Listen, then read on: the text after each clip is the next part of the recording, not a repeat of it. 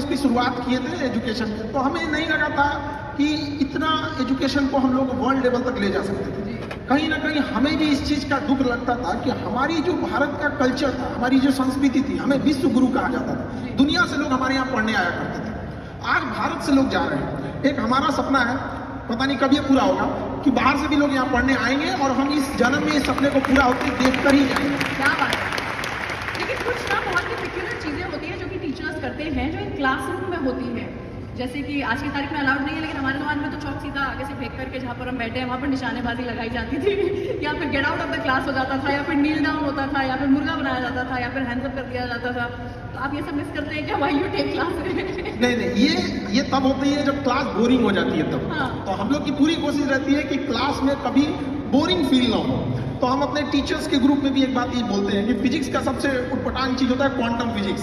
हम कहते हैं कि जो कभी पढ़ाई नहीं किया है, एक मजदूर भी अगर थक के आ रहा है, उसको भी आप इतने बेहतरीन ढंग से पढ़ाएं कि वो भी बोर ना हो, उसको भी समझ में आ जाए। तो इसके लिए आपको मेहनत करना पड़ेगा। और हम टीचर्स को भी यही कहते हैं कि जिस तरह से एक फिल्म डायरेक्टर मेहनत करता है 2 घंटे की फिल्म के लिए 2 साल, आप भी 1 घंटे की क्लास के लिए 5 घंटे मेहनत कीजिए, कोई लड़का नहीं सोएगा। और हम तो लड़कों को भी यही कहते हैं कि हम पढ़ाते हैं, तुम्हारे में दम है तो भूल के दिखाओ। क्या बात है। तो मैं आपसे जानना चाहूंगी कि YouTube, जिसके जरिए आप actually millions and millions of students तक पहुंच पा रहे हैं, YouTube एक शिक्षा का माध्यम इन इंडिया, ये जो एक टॉपिक है इसको अगर आप थोड़ा सा इलैबोरेट कर पाएंगे, so that people also know, जो कि आज तक शायद आपकी क्लासरूम का हिस्सा नहीं बन पाए, उन्हें पता चले कि क्या किस लेवल का इम्पैक्ट है जो कि आपने भारत में जो विद्यार्थी हैं उनके ऊपर बनाया है। YouTube एक शिक्षा का माध्यम। देखिए, पहले एजुकेशन, अभी क्या हो गया, एजुकेशन एडटेक हो चुका है। Edtech in the sense education के साथ साथ आपको टेक्नोलॉजी को भी लाना पड़ेगा। अब शुरुआत में हम लोग भी इसको एडॉप्ट नहीं कर पाए थे। 2019 के टाइम पे जब हमें कहा गया कि अब थोड़ा सा ऑनलाइन बताया जाए, तो चूंकि हमारे पास पटना में हम एक सेंट्रिक थे, वहाँ पे सबसे बड़ा क्लासरूम था, तो हमें लगता था कि लड़कों को हम यही पढ़ा रहे हैं। लेकिन उस समय जिन लड़कों को जगह नहीं मिलती थी तो कुछ खड़े रहते थे, जिन्हें नहीं मिल पाती थी वो घर लौटते थे। बाद में जब कोरोना आया तो मजबूरी में हमको आना पड़ा यहाँ पर, और कोई रास्ता ही नहीं बचा वहाँ पर। तो हम तो जैसे पहले पढ़ाते थे वैसे अभी भी पढ़ाते हैं, लेकिन पहले क्या था, एक क्लासरूम तक लिमिटेड थे, और अभी क्या है, यूट्यूब के माध्यम से हर जगह कोई भी देख सकता है। तो इससे कई फायदे भी हुए और कई नुकसान, मतलब फायदे ज़्यादा हैं। अब जो पढ़ने वाला है वो डिस्ट्रैक्शन से कैसे बचता है, इससे ज़्यादा फायदा स्टूडेंट्स को है। पहले क्या था, छोटे से क्लासरूम में टीचर्स उतना सिंसियर भी नहीं रहते थे। अरे 100 लड़के बैठे हैं, क्या दिक्कत है, अभी पूरी दुनिया देख रही है। और यही नहीं, जिंदगी भर वही रहेगा यहाँ पे। अगर कुछ भी अगर गड़बड़ निकला तो फिर तो पूरी व्यवस्था कर देगा। तो पहले के तुलना में पढ़ाई अब टीचर्स के लिए भी और मेहनत है, क्योंकि पहले तैयार करके आना है। पहले बोर्ड में ऐसे बना देते थे, अभी क्या है, स्क्रीन लगी रहती है, तो उस स्क्रीन पर क्या पीपीटी चलेगा, किस तरह के इमेजेज रहेंगे, वो पहले से लोड करने रहते हैं। तो ये लड़कों के लिए तो और बेनिफिशियल है। और यूट्यूब की एक खराबी है एजुकेशन के खासकर यहाँ की सर्वाइवल ऑफ द बेस्ट होगा यहाँ पे, क्योंकि यहाँ ऑप्शन सबके पास है, कोई भी देख सकता है, कंपेयर कर सकता है किसी और से। तो जब तक हम यूनिक नहीं देंगे, सबसे बेस्ट नहीं देंगे, तब तक वो चीज़ें लड़कों को अच्छी नहीं लगेगी। और हमारी भी कोशिश ये रहती है कि कोई भी टॉपिक पे अगर कोई क्लास हमारा देख रहा है, जैसे लेट सपोज अभी यूक्रेन और ये रसिया चल रहा है यहाँ पे, तो हमारी कोशिश ये रहती है कि उस क्लास को देखने के बाद उसके पास कोई डाउट ना रहे। इट मीन्स कि उस एक बार लेक्चर देख लिया तो उसका पूरा का पूरा सिस्टम पूरी समझ में आ जाना चाहिए। तो यूट्यूब भी एक अच्छा माध्यम है। इसकी एक और सबसे बड़ी खासियत ये है कि सारे लड़कों को शहर में बड़े सेंटर्स पे पैसे की कमी से नहीं बुला के पढ़ाया जा सकता। आज भी गरीबी की वजह से पढ़ाई छूट रही थी। तो ऑनलाइन में ये हुआ कि एक बार सेटअप कॉस्ट है, उस पर कितने लड़के पढ़ेंगे ये कोई लिमिट नहीं है। तो इससे क्या हुआ ना कि हम क्वालिटी एजुकेशन एकदम सस्ते में पहुंचा सकते हैं। हम 6 महीने का कोर्स 200 रुपये में पूरे गाँव तक पहुंचा सकते हैं।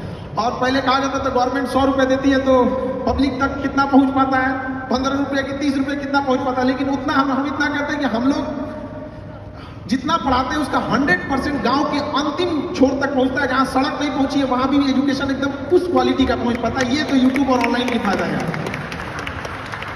क्या बात है। ये तो वैसे मेरे सवाल थे, लेकिन वो क्या है, कोई ऐसा मैसेज जो कि आप देना चाहते हैं यहाँ पर आज इस मंच पर लोगों को बताना चाहते हैं, प्लीज बताइए।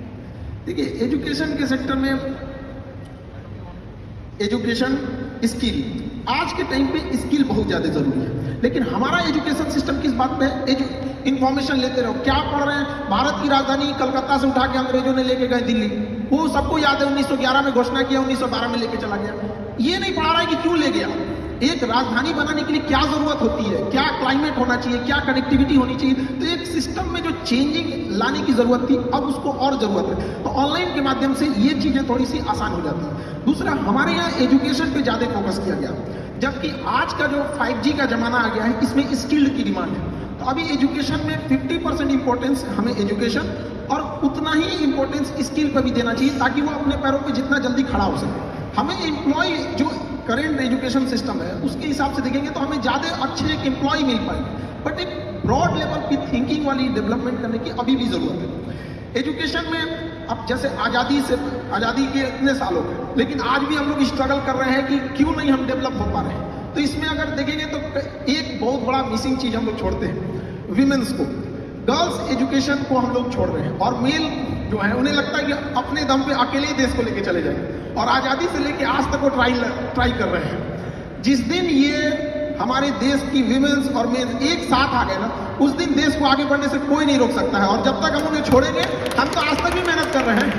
तो अच्छा, गांव के शहरी क्षेत्र में ये चीज़ है कि लोग महिलाओं को पढ़ने के लिए भेज देते हैं, लेकिन गांव में अभी भी ये चीज़ें हैं, वो नहीं भेजना चाहते। हमारे यहाँ शुरुआत में जब गर्ल्स पढ़ने आती थी तो उनके गार्जियन आते थे और ये रिक्वेस्ट करते थे कि सर मतलब घर से बाहर है, कोई दिक्कत तो नहीं होना चाहिए।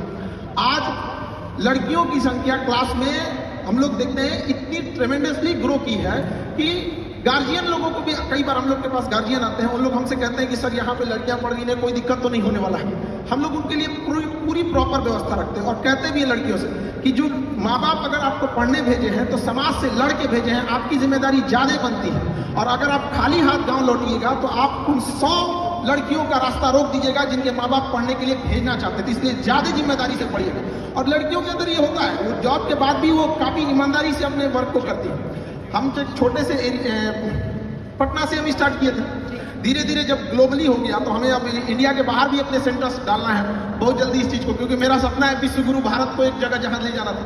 तो कारपोरेट ऑफिस जब हम लोग ने दिल्ली में डाला तो वहाँ 200-250 एम्प्लॉय जब आए तो वहाँ हमको एक चीज़ फील करने को लगा था कि जहाँ 10 लड़के बैठ जा रहे थे वहाँ कुछ अपनी गपशप भी करने लग रहे थे, कभी डिसिप्लिन की इशू आ रही थी, कभी कोई कैसे आ जा रहा था। तो हम लोग सोचे कि इसको परेशान हो गए थे समझाते समझाते।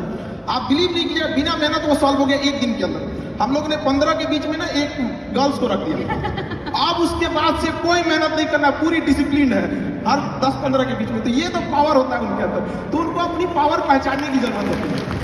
कई बार ना वो इतनी फ्रस्ट्रेट कर दिया जाता है उनको ना कि वो जिस लड़ाई को लड़ना चाहते हैं वो उससे भटक जाते हैं, क्योंकि उनको ना उनका अपनी शक्ति, उनके अंदर पावर है। जिस तरह से जामवंत की जरूरत थी हनुमान जी को उनकी शक्ति बताने के लिए, उस तरह से महिलाओं को भी अपनी शक्ति पहचानने की जरूरत है। और जिस दिन क्लास में, हम तो यही कहते हैं, जिस दिन किसी शिक्षण संस्थान में एजुकेशन वाले जितने लड़के हैं उतनी लड़कियां हो जाएंगी तो फिर ज्यादा दिक्कत नहीं आने वाले कुछ समय में देश अपने से बदला हुआ नजर आने लगेगा। क्योंकि शिक्षा ही एक ऐसा जगह है, एक ऐसा हथियार है जिससे हम हर तरह की कुरीतियों से लड़ सकते हैं। और अगर बहुत सारे ऐसे एग्जाम्पल हमारे समाज में देखने को मिलेंगे जिनके पिताजी पढ़े थे लेकिन बेटा कुछ नहीं कर सका, लेकिन ऐसा एग्जाम्पल आपको ना मिलेगा कि जिसकी माँ पढ़ी हो और बेटा अनपढ़ रह गया हो। ये एक जिम्मेदारी होती है माँ की।